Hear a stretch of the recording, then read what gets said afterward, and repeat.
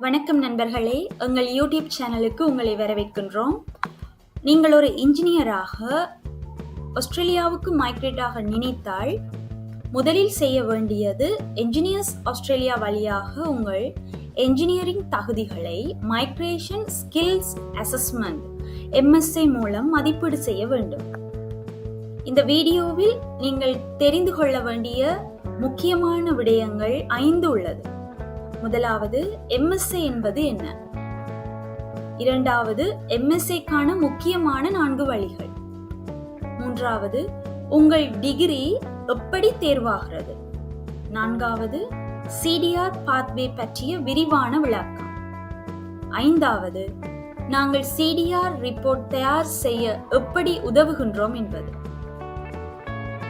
இந்த வீடியோ மிகவும் பயனுள்ள வீடியோவாக உங்களுக்கு இருக்க போகின்றது.